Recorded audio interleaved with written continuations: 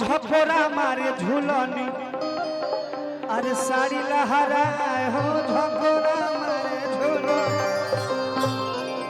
एगो भी हाल में हमारे को गाना 369 चैनल से आई रहे अरे की पातरे बलमुआ में रस बड़ी होला। ए पिंकी एगो औरत कहते के सखी ए पिंकी अरे कि हमारा प्रियमा में कोनो न जोड़ा बा अरे सब गुण से भरल थोड़ा थोड़ा बा अरे हमारो सजनवा तो लागे न भोला जल बजारे तो लावे न छोला। और क्या करता है सखी अरे तो पातरे बलमुआ में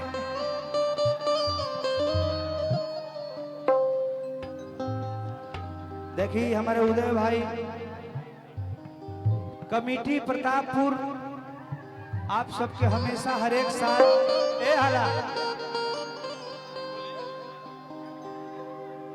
हर एक साल आप सब इतना प्यार दिले पूरे प्रतापपुर कमेटी के। हमार हाथ जोड़ी बा ज्यादा कुछ ना अभी तो शुरू पहले बने कार्यक्रम अब शुरू बा आप सब शांति से खाली बैठो भाई ए सोनू जी ए और कुछ ना शांति से आप सब बैठिए।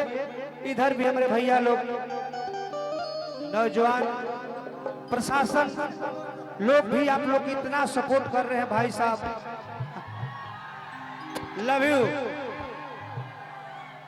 कि तोर मजनुआ रंगबाज के हेलो हई थाना दीवाना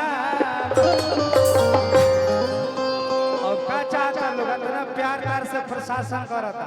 प्रमोद जी हेलो आप लोग पीछे रहिए बैठ जाइए प्लीज प्लीज प्लीज भाई साहब पीछे पीछे पीछे मेरे लिए हेलो पूरे कमेटी के लिए आप लोग पीछे हो जाइए। आप लोग प्रमोद जी से प्यार कर रहे हो तो पीछे हो जाइए। जे भैया प्रमोद जी से प्यार कर रहे हो पीछे हो जाइए। अब मंच के पीछे जितना लोग खड़ा था मंच पर से हटे हुए सब खाली करी मंच पर से साउंड साइड फिर से साउंड दबाता प्रशासन के लोग सहयोग करिए।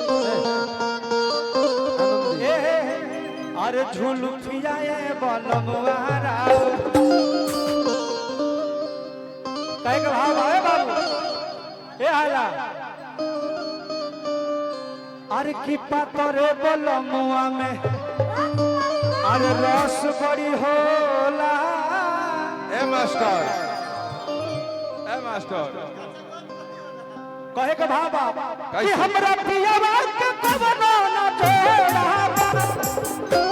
कि सब गुण से भरल थोड़ा थोड़ा हमरे सजनवा तो लागे न भोला अरे चला बजारे तो लागे न छोला तो पातरे बलमुआ में रस बड़ी होला।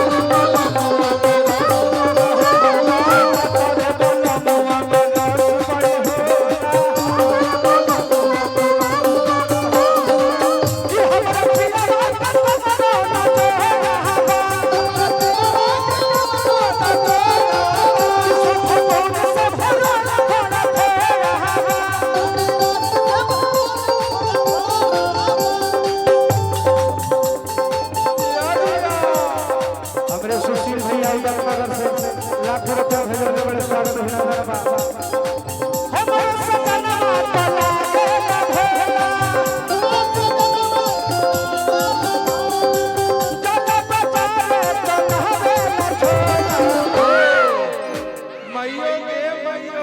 तो पातरे बलमुआ में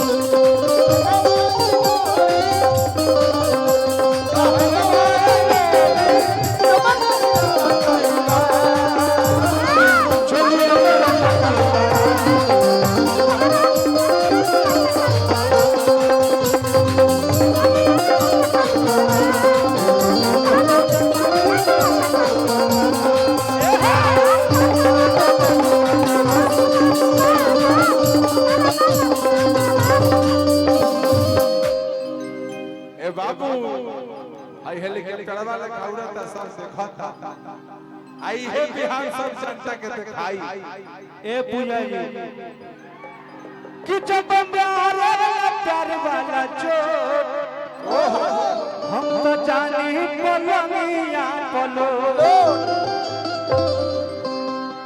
मजा देवे ताजा सजनवा हम किसमिस काजू फरो कि जब मारे तार वाला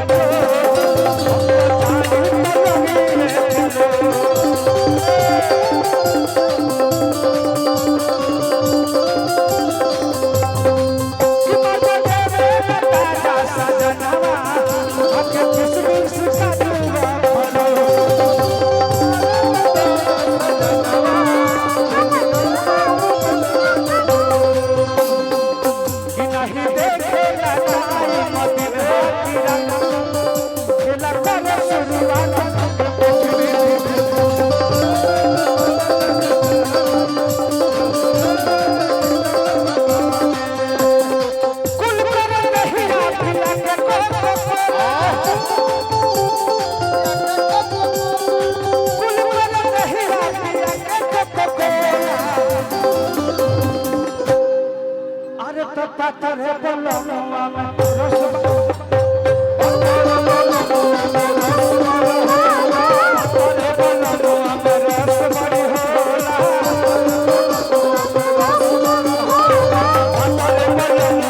रस बड़ी होला